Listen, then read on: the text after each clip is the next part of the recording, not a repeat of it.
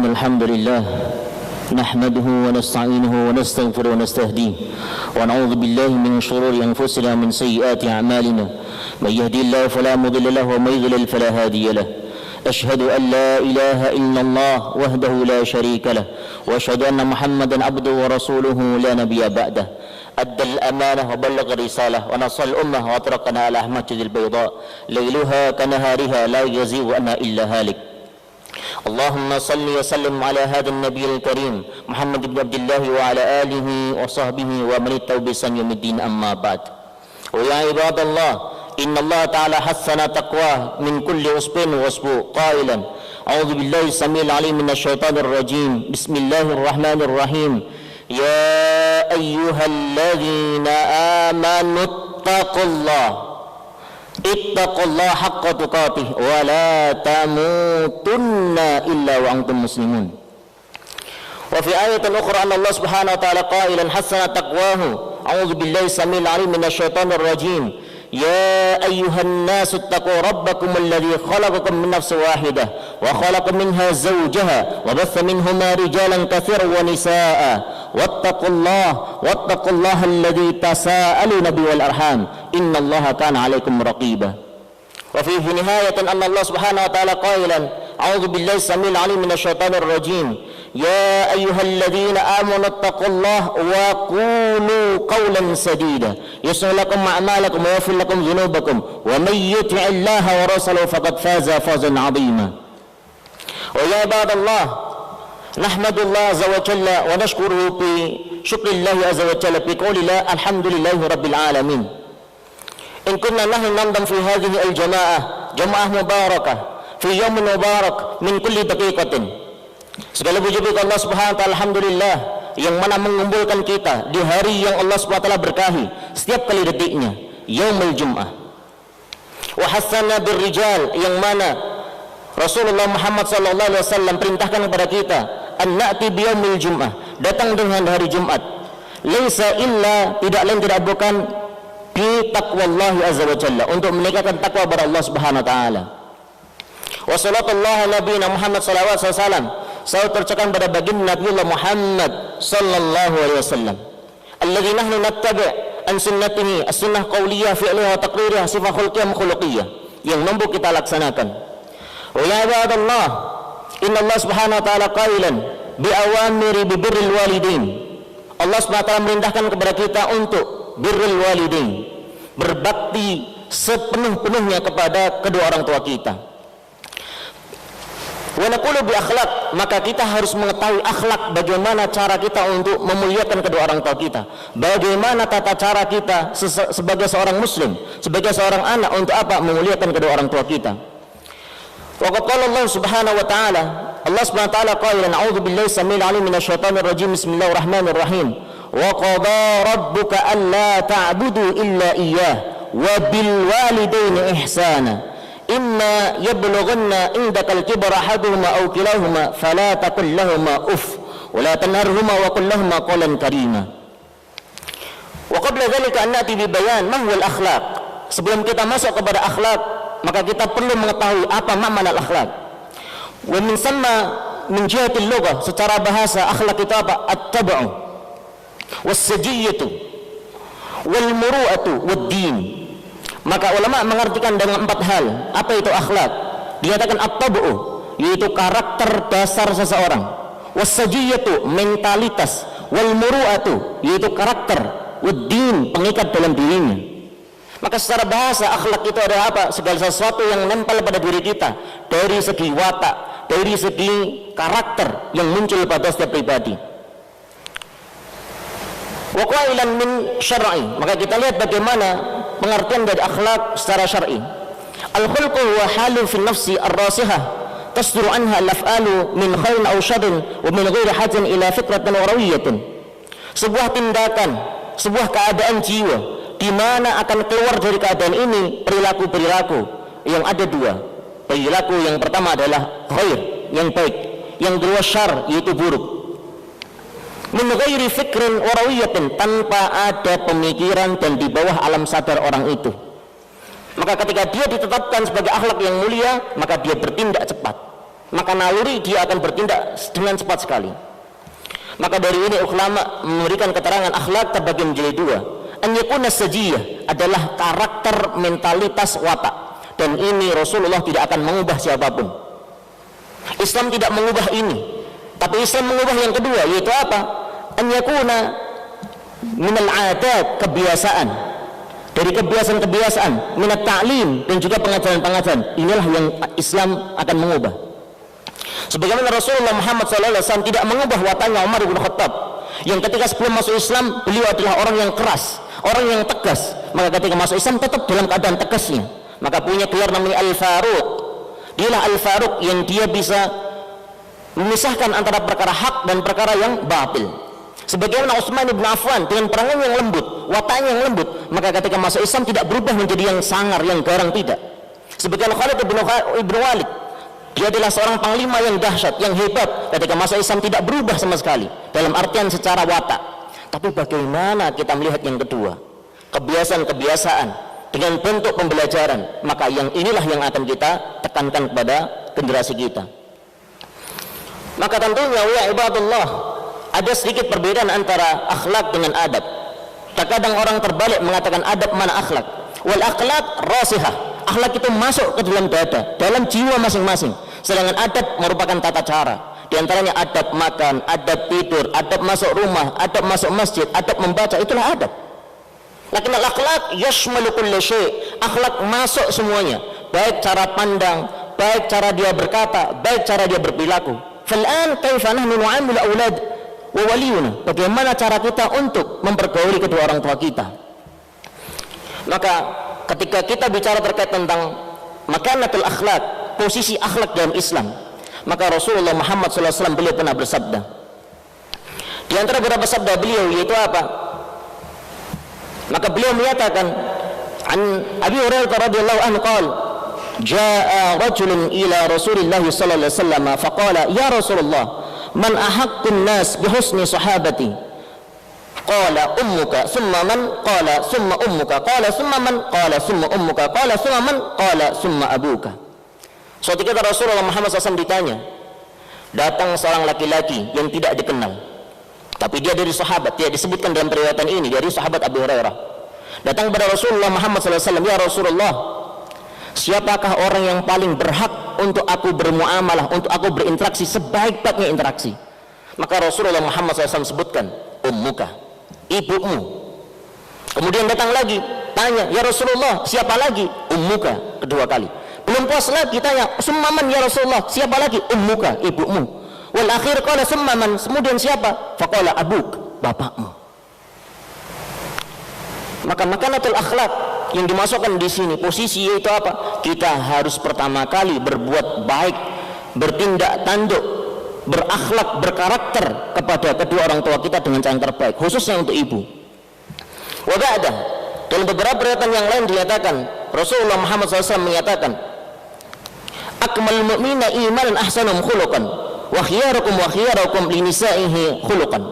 Rasulullah SAW pernah bersabda, sebaik-baiknya, sesempurna-sempurnanya iman di antara orang-orang beriman adalah apa? Yang dia akhlaknya baik, lisannya baik, tindak tanduknya baik, perilakunya baik. Dan dilanjutkan lagi apa? Wa khiyarukum li nisaikum, yang terbaik berlemah lembut kepada istri-istri kalian. Dalam kaitan Imam Ahmad dinyatakan wa altafhum li ahli, dan dia lemah lembut sama sekali kepada kedua orang tuanya dan juga ahlinya. Maka ini merupakan makanatul akhlak, posisi yang tinggi sekali. Maka yang pertama kali kalau kita berbuat berakhlak, maka wajib fardu ain setiap orang untuk apa? Berbuat terbaik untuk kedua orang tuanya. Ya ibadallah, suatu ketika Rasulullah SAW pernah ditanya, ayyul amal ahabbu ilallah, pekerjaan apa yang paling dicintai oleh Allah Subhanahu wa taala? Maka beliau jawab dengan 3, as-salatu ala waktuha, salat tepat waktunya, tidak ada tunda-menunda. Yang kedua apa? Birrul walidin, engkau berbakti kepada kedua orang tua. Dan yang terakhir apa? Al-jihadu fisabilillah, jihad fisabilillah. Maka ternyata akhlak untuk kita muliakan kedua orang tua kita itu pokok yang kedua, yang mana dicintai oleh Allah Subhanahu wa taala. Yang terakhir, yang sering kita mendengar, surga di bawah telapak kaki ibu. Ini bukan hadis, tapi hadis yang benar adalah apa? Ilzam rijla fasammal jannah, Ini hadisnya panjang, tapi kita potong di posisi sini. So ketika sahabat hendak berperang pada Rasulullah SAW, hendak berperang beliau, tapi ditanya, ibumu hidup? Ya. Ibumu hidup? Ya. Maka dibilang, ndak, waihak, celaka engkau, baliklah engkau ke rumahmu, ibumu sedang dalam keadaan membutuhkanmu. Maka jihad pun tercancel. Gara-gara apa? Birrul walidain. Padahal jihad punya makanah yang paling tinggi, tempat yang paling tinggi dalam Islam. Tapi ketika dibenturkan dengan namanya birrul walidain, maka tentunya tunduk yang pertama kali kepada birrul walidain. Maka beliau sebutkan apa? Ilzam rijlaha fasammal jannah. Pegang erat-erat kaki ibumu, berbaktilah betul dengan ibumu, maka fasammal jannah. Engkau akan mendapatkan dimasukkan ke dalam surganya Allah Subhanahu wa taala. Wa ya ibadallah, maka bagaimana tata cara kita berakhlak kepada orang tua kita? Maka ulama-ulama mengartikan dengan dua hal. Akhlak itu yang sifatnya batiniyah, ada yang sifat namanya tindakan zahiriyah. Maka yang posisi batiniyah ada berapa? Ada 3. Pertama, 1, wajib bagi kita seorang anak mencintai kedua orang tua kita. Fardhu ain, tidak ada kata tidak, mencintai tulus dari lubuk hati. Maka kadang-kadang kita mencintai orang lain, mencintai siapa, mencintai teman, tapi lupa kalau cinta pertama kita kepada siapa? Kepada orang tua kita, tentunya setelah Allah dan Rasulnya. Maka cinta ini hal yang batin, tapi wajib untuk ada dalam diri ini. Maka kadang-kadang di antara kita, bagaimana saya bisa mencintai orang tua kita? Wajib mencintai itu. Itu yang pertama. Yang kedua, bagaimana berhusnudzon kepada orang tua. Kadang-kadang kita suudzon, berburuk sangka kepada orang tua kita yang sudah sepuh. La haula wala quwwata illa billah. Memang seperti itu perawakan orang-orang yang sepuh. Sudah diberikan makan, bilang belum dikasih makan. Maka tetap bersabar kita, berhusnudzon, jangan bersuudzon. Maka sekali kita bersuudzon sama orang tua kita, maka keberkahan akan diambil oleh Allah Subhanahu wa taala. Maka berhusnudzonlah kepada orang tua kita. Maka ini hal yang batin, tapi ini akhlak yang wajib ada dalam diri kita. Yang ketiga apa? Kita meletakkan prioritas tertinggi setelah Allah dan Rasulnya, yaitu orang tua kita. Apapun keadaannya, apapun kondisinya, maka wajib kita untuk tunduk. Prioritas tertinggi adalah kepada kedua orang tua kita. Maka dalam sebuah hadis dinyatakan, ridha rabbi fi ridhal walidain wa sukhtur rabbi fi sukhtil walid. Ridhonya Allah Subhanahu wa taala melekat kepada keridhaan orang tua, dan marahnya Allah, marahnya Tuhan itu melekat kepada kemarahan orang tua. Tidak ada keberkahan sama sekali ketika apa? Menolak kepada kedua orang tua kita. Maka disebutkan dalam ayat tadi, wala taqul lahuma uff, jangan kau bilang kata saja tidak boleh, apalagi yang lebih tinggi. Oh ya ibadallah, maka kadang-kadang kita ini terlalu menyepelekan kata-kata kepada orang tua. Maka apa saja secara dulu yang bisa kita laksanakan? Oh ya ibadallah, maka ada 9 hal yang bisa kita laksanakan. Pertama yaitu apa? Berkata, berucap lemah lembut. Pilihan katanya pilihan yang tepat. Jangan sampai sekali kata-kata ini sampai tertancap menyayat hati orang tua. Maka keberkahan 2/3 apalagi ibu akan hilang. Bagaimana dibilang 2/3 keberkahan kita hilang? Kata Rasulullah sebutkan 4 kali. Beliau sebutkan 3 untuk ibu, 1 untuk bapak. Kalau kita bagi maka 2/3 dan 1/3. Maka bapak lisannya tidak begitu kuat, lisannya tidak begitu hebat, tapi lisan ibu, masya Allah, sampai langit pun terkadang bisa tergetar dengan suara ibu. Maka jangan sampai kita hinakan kedua orang tua kita dengan kata-kata yang tidak baik.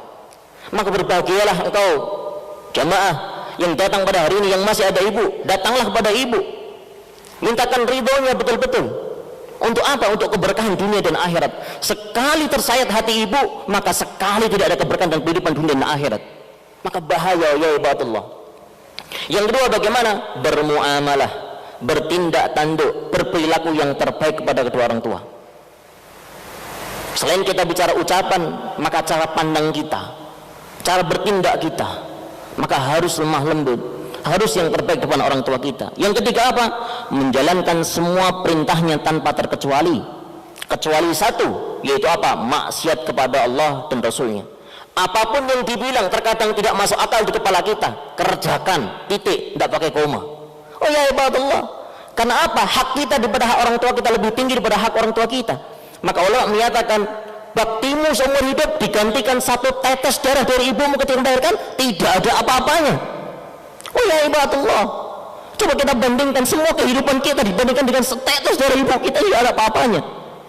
Maka bagaimana kita bisa menebus, Bahkan ketika engkau angkat ibumu, gendong dia dari tempat tidurnya sampai ke Mekah balik lagi, tidak akan mengubah rasa bahwa kecintaan orang tua kepada kita, dan tidak akan bisa membalas bakti kita kepada orang tua. Maka begitu dahsyatnya, ya ibadallah, orang tua yang punya lisan yang terbaik, yang tidak ada hijab antara doa dia dengan Allah Subhanahu wa taala. Yang keempat, itu apa? Menjaga nama baik orang tua, reputasi di masyarakat jangan sampai dicoreng. Maka ini akhlak. Bagaimana caranya? Maka tetap menjadi anak yang baik, anak yang soleh, kontribusi terbaik untuk umat. Jangan sampai mencoreng nama baik orang tua, apalagi mohon maaf mencoreng nama baik dari segi nasab. Bahaya sekali nasab ini terputus, sekali nasab ini ternodai dari zina, dari perbuatan-perbuatan kekufuran, maka mata rantai akan hilang. Maka tidak akan bisa iman dengan iman bertemu ketika mata rantai itu telah hilang dari keluarga. Yang keempat apa? Jujur dan amanah kepada orang tua kita. Ini hal yang mutlak, tidak bisa kita untuk hiraukan. Yang keenam apa? Menjaga segala bentuk dari mara bahaya, baik sifatnya fisik atau finansial. Kalau fisik semua ya ibadallah sudah tahu, pasti jelas akan menopang. Tapi kalau finansial ada yang lupa, maka engkau wahai rijal, engkau wahai laki-laki, kebutuhan pertama yang harus punya adalah ibumu, setelah itu baru istrimu. Ini yang harus kita ketahui. Yang keenam apa? Mendoakan. Yang ketujuh mendoakan setiap waktu. Wa afdaliyatu dzalika, yang paling utama adalah apa? Ba'das shalah. Jangan pernah lisan ini lewat untuk apa? Mendoakan kedua orang tua. Yang selanjutnya apa? Istighfar lahum, mengistighfarkan, meminta ampun kepada Allah Subhanahu wa taala. Itu termasuk akhlak. Dan yang terakhir apa? Menjaga tali silaturahim kepada orang tua kita. Yang kita telah jauh, maka tetap sambung silaturahim kepada rekan sanak famili dan keluarganya. Wa dzalika ibadallah, barakallahu li wa lakum fil azim wa nafa'ani ma fi ma ayati dzikril hakim. Aqulu qouli hadza wa astaghfirullaha lakum jami'an mustaghfir innahu huwal ghafurur rahim.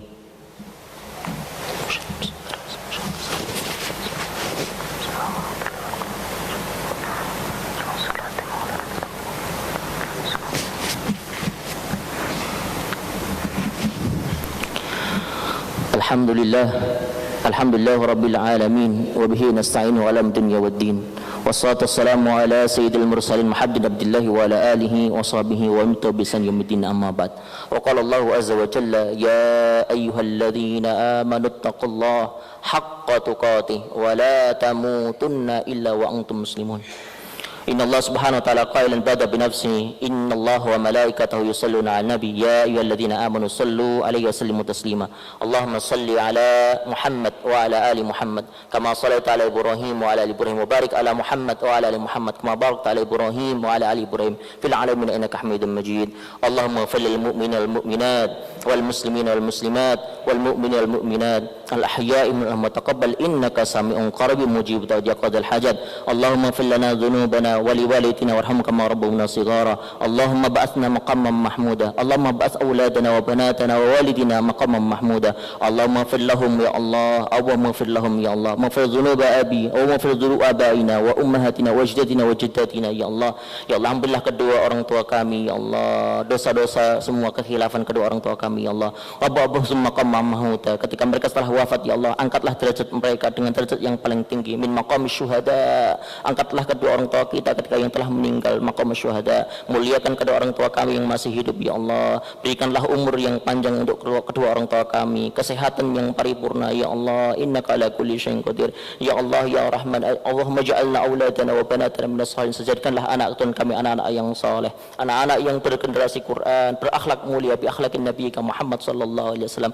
Allahumma ya Allah innaka ala kulli syai'in qadir. Allahumma inna na'udzubika minal barasi wal junun wal juzam wa min sayyi'il asqam wa corona ya Allah. Ya Allah, cabutlah segera ya Allah pandemi ini di negeri kami ini. Fa na'tarif bihadhihi dzunub ya Allah. Kami tahu semua hal ini terjadi tidak bukan kecuali dari dosa-dosa kami ya Allah. Ambillah dosa-dosa kami kedua orang tua kami. La ilaha illa anta subhanaka inna minadz zalimin.